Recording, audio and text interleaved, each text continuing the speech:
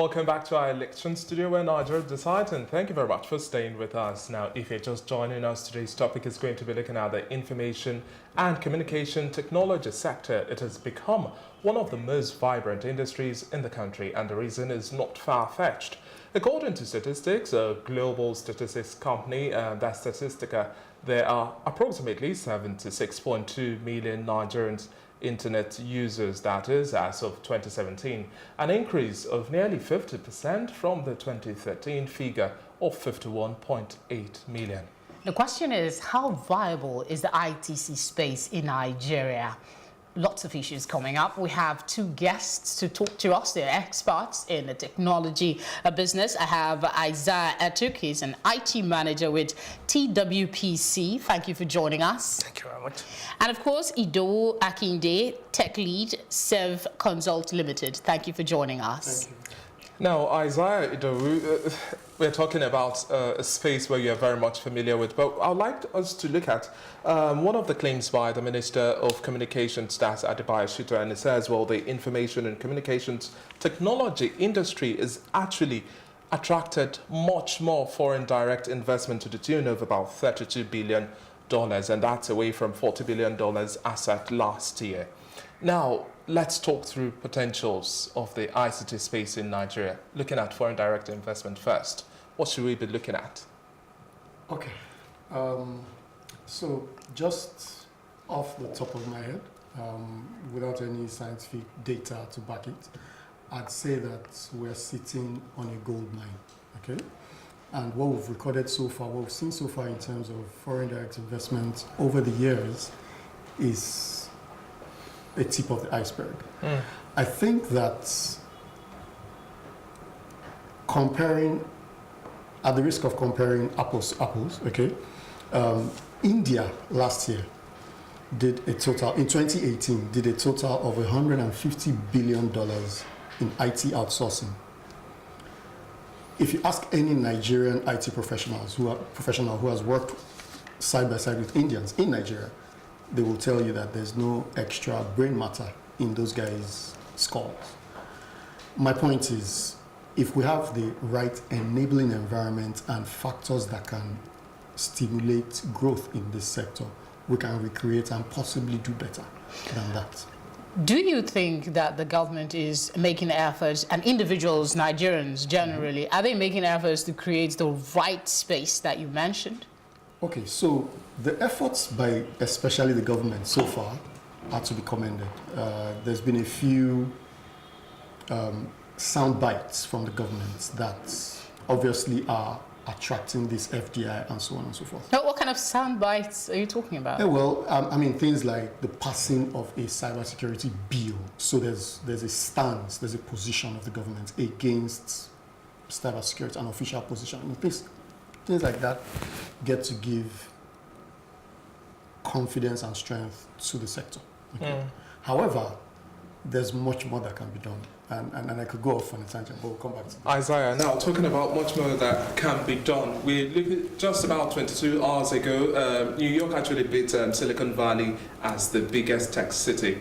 Now we have the likes of our computer village in Lagos State. What do you think we should be doing now to tap those areas when we are looking at potentials? Okay, for me, basically, I won't look at the government aspect. Government has done a lot, but let's leave government for now. Technology drives itself, you know. So if you're in technology and you know what to do, I don't think, like you said something about regulations, but regulations don't get to the end user. Now, imagine I'm a developer, per se, and I build websites. Now, there are no regulations that stops me from making so much money. And now I have a company, I pay tax, okay, I'm putting back.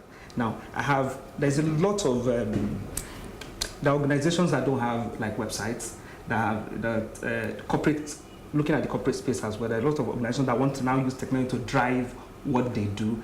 People like that, and then there are people that have this knowledge that can, Nigerians basically, that can do these implementations to handle integrations for them.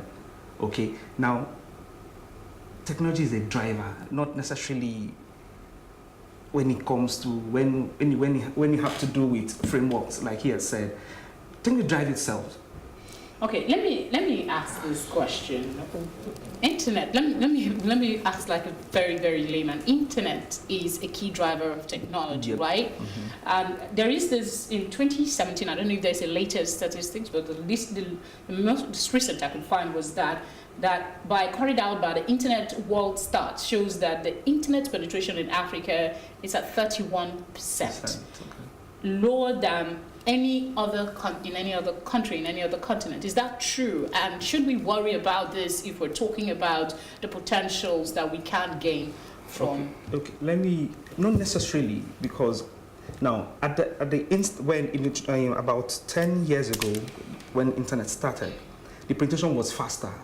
Now in Nigeria, people start adopting a lot. Okay, let me go to GSM. You know, when at the advent of GSM, we embraced it. A lot of people started getting phones, and it was, imagine MTN. I don't know if I'm supposed to, if I can mention. No mention of names for telecommunication giants. Giants, came in. You imagine the returns they made in less than like about a year. You know, people drive technology. You know, we embraced it. Even sometimes we didn't even understand. I knew when I bought a phone. I bought a line for about 15,000 naira. 15,000. Roger that. There are some people that bought for 10 something. And you know, some people bought for 10 sometimes. Sometimes there's a bug of buy one, get one free. People were buying two phones. You know, the penetration was amazing.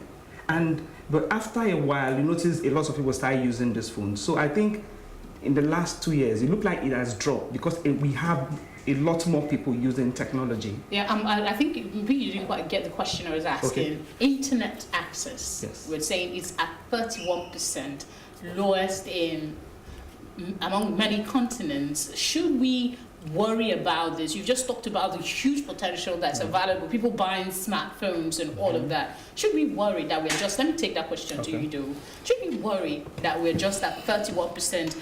That is, if we're agreeing with the stats provided by the Internet World Stats. Okay. Caveat, if we agree with the stats. I think that though that statistic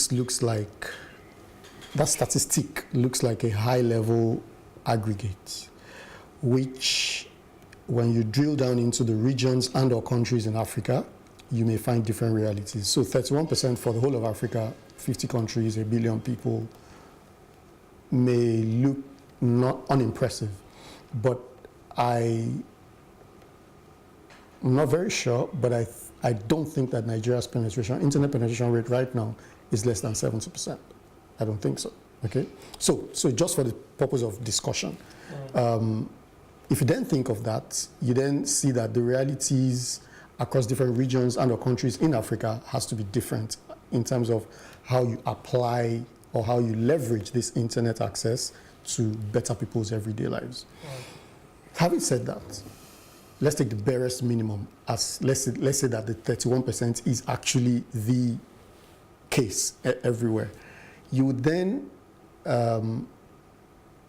cast your mind back to runaway successes like the USSD financial inclusion use cases that we've had recently.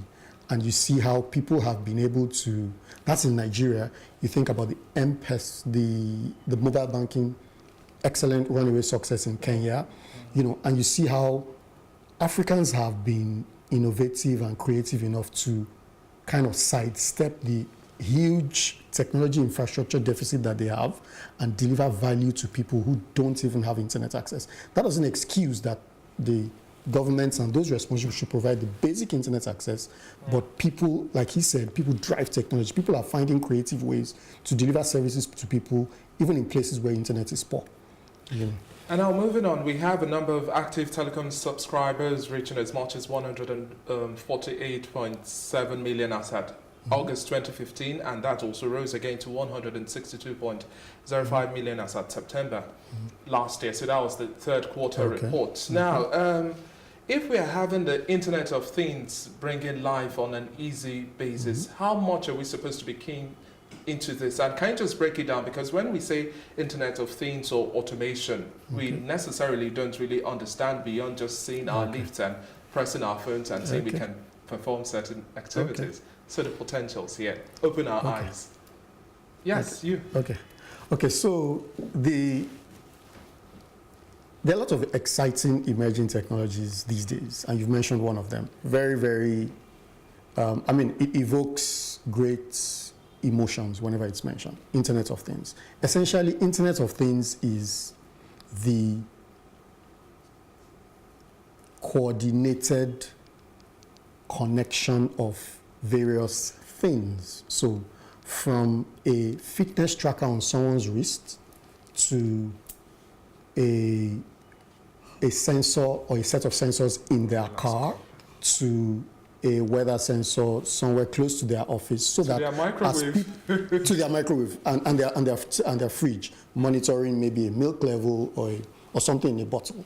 So what providers are trying to do now is to study the average consumer's everyday path through their life as they wake up in the morning, pass through their bathroom, pass through their kitchen, to their car, to their office, and come back.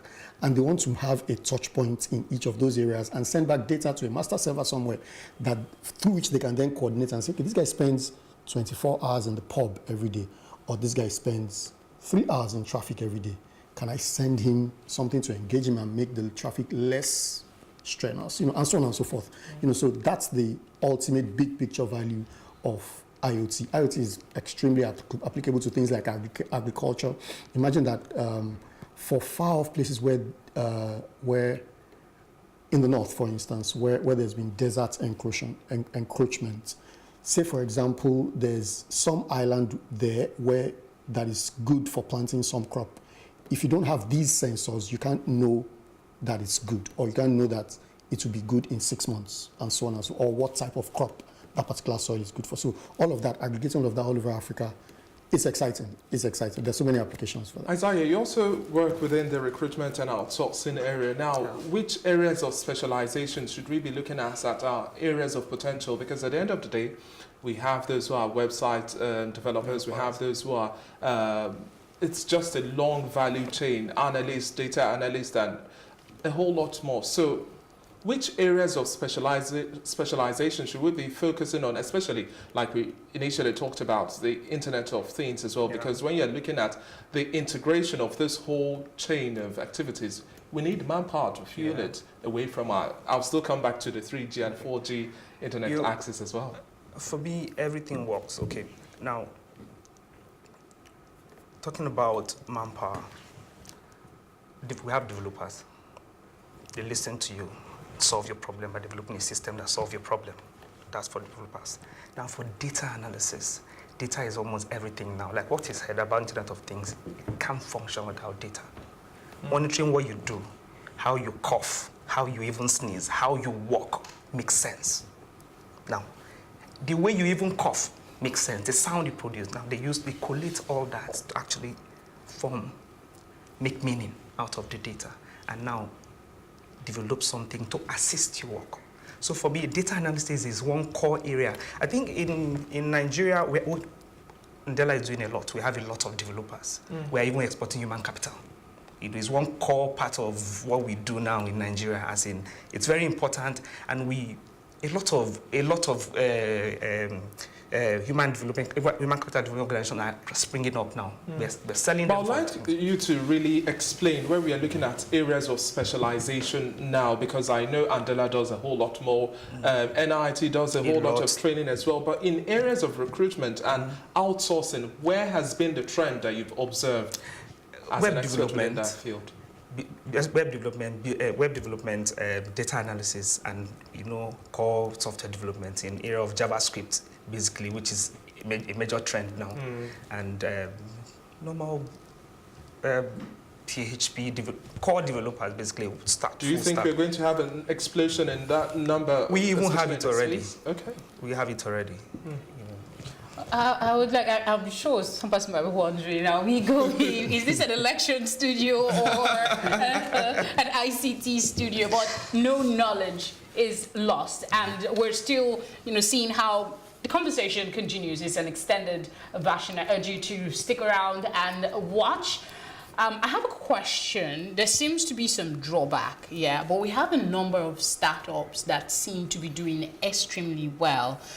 Tech start in the cyberspace, we have people like Jumia, we have Konga, Gigi, and the likes. Do you think they are going to grow, or there is a lifespan for that after a while to expire, to grow, maybe to be like stuff like Alibaba that we have, you know, and others? There is that worry that the drought in infrastructure might somehow eventually affect these tech startups. Okay, so that's a very insightful question, and I'd say for these startups, they deserve, first of all, commendation for the audacity to want to operate in these climes, okay, despite the conditions. Having said that, I think that audacity and tenacity, if applied, will take them through the rough terrain. I think that the demand, the potential appetite in Africa, latent appetite for consumption of digital electronic technology services by the average African consumer is so huge that if we as indigenes fail to capture it, people will come from outside, from other continents, and come and capture this value. So I mean, if there's any of these startups that's facing tough times, I'd urge them to keep at it. Also, this is probably the best time, you know, to run a startup or a tech startup, because right now, if you can build a solid, watertight business model around your product, funding is almost guaranteed nowadays. But gentlemen, now, what policies should we also be looking into to have a stronger tap into the IT space and then make the digital economy thrive? Because at the end of the day, we know that this is an untapped space. So what policies do you think we should put in place now to ensure that we are maximizing the gains that we can actually have here in Nigeria? Okay. All right. Two come to mind very, very, very readily. One is setting computer science and its related courses and subjects as a special priority subject in our education curriculum. It has been said many times in many places that the equivalent of basic literacy today, the ability to read and write, okay, will be the ability to write code in the future. So the kids of today who are in nursery and primary school, by the time they are adults, if you don't know how to code, it will be like someone today who doesn't know how to read and write. That's how integral coding or programming, software development is going to be woven into our lives. Therefore, if the rest of the world has started to move in that trend, we can't afford to have Nigerian kids today in 2019 by 2059 not be relevant in that age. So I very much advocate and strongly, you know, suggest that that should be set as a special subject. The second thing I always say is that please, please, please give tech startups some kind of tax incentive. It's extremely difficult to realize the kinds of commercial value that the equivalents of our tech startups over here experience in other continents. So the least that the government could do is to at least recognize that and give them some. But how do you think this would also interfere in the area of robotics as well? Because there was a time I was opportune to attend a conference and I saw young minds, literally teenagers, boys and girls who had to put up robots up together, but most of those items were imported as well. So do you think that waivers too should get to the imports of all of those materials? Oh yes, I do. Now imagine that what you saw, you sound impressed. I was Imagine that what you impressed. saw. Imagine that what you saw was the effort of those kids and their mentors. You know, the adults that would have encouraged them, despite the circumstances, and you were impressed. Imagine that there were policies, like you said, customs and import waivers, setting of STEM subjects, technology, robotics, engineering, and math subjects as special status subjects, and also letting aspiring tech founders know that if I go into this space, at least for the first, say, 18, 24 months, I will be exempt from paying, you know, so you can focus on creating value and not be bothered with the huge, you know, overheads of running the business, you know, as much as you have to. I'm not saying that people should be given a free pass. Business is business, and it's brutal sometimes, but, you know. Okay, let me still talking potentials for ICT. There is this argument that it seems the bulk of Nigeria's tech space is concentrated in Lagos.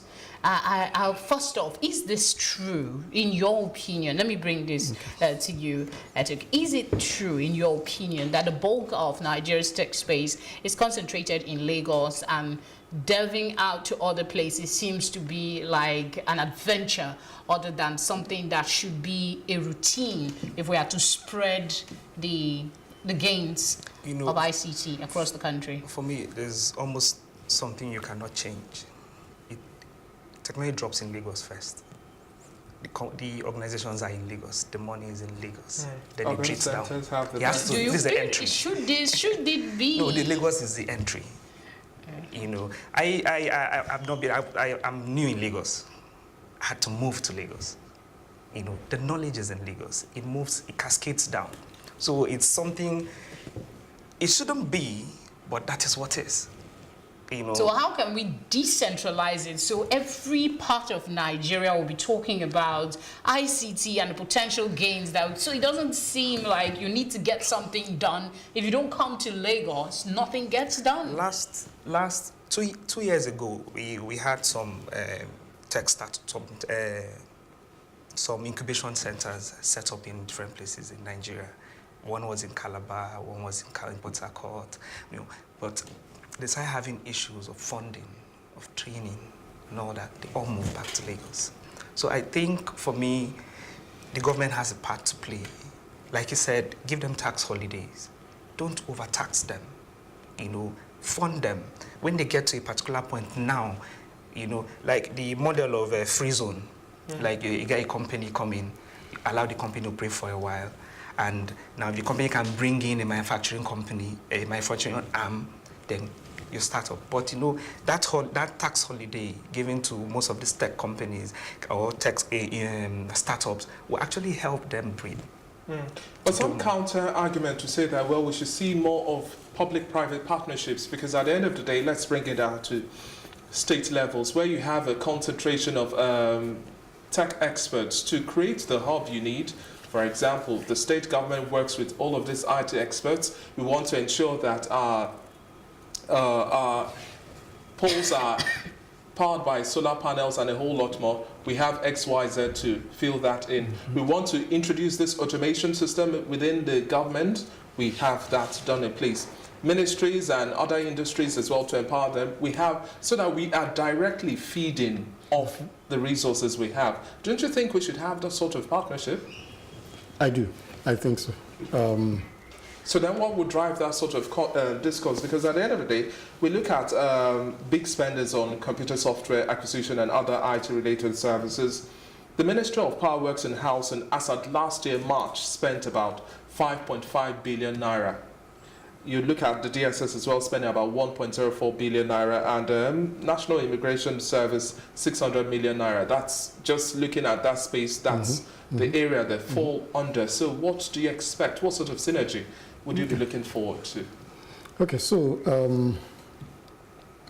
definitely, I think that the way forward, like you said, is to establish synergies between the local employers, the local communities, okay, in each region or state. I'm trying hard to talk about all this without referring to some information that I'm privy to regarding the last question. So, Share the so information. please So please permit me. Okay. So, yes, about 2 years ago, there was a dearth outside Lagos. In fact, it was just outside Lagos. There was practically no other hub or really buzzing hub.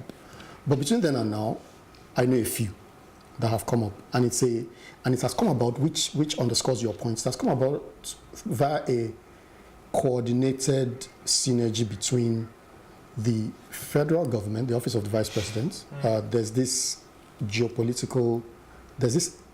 initiative to establish innovation hubs in each of the 6 geopolitical zones, and the private sector. I happen to have worked for one of them in the past, a company, that now has an innovation hub, and they've done well over the last 2 years, in incubating some startup companies. They're not out of the woods yet, so it's critical to highlight the points that Mr. Etuk mentioned earlier. They're not out of the woods yet, but with this synergy between the federal government, like I said, the Office of the Vice President, and these private sector participants in each of the 6 zones, there seems to be some progress.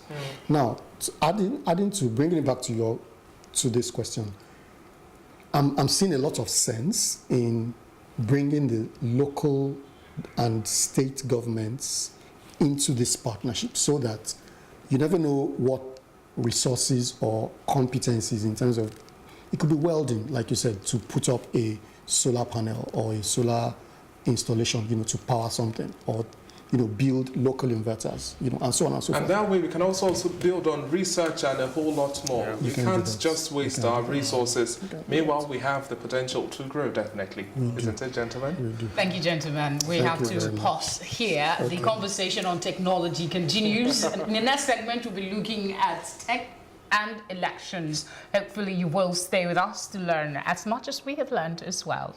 Thank you very much. We've been speaking with Idowu Akinde, is an IT expert, as well as Isaiah Etuk. It's been a pleasure speaking with you and sharing your thoughts. Remember to follow all of our conversation at Plus TV Africa, that's on Facebook, Twitter, and Instagram. You can also watch us live at Plus TV Africa, that's on YouTube.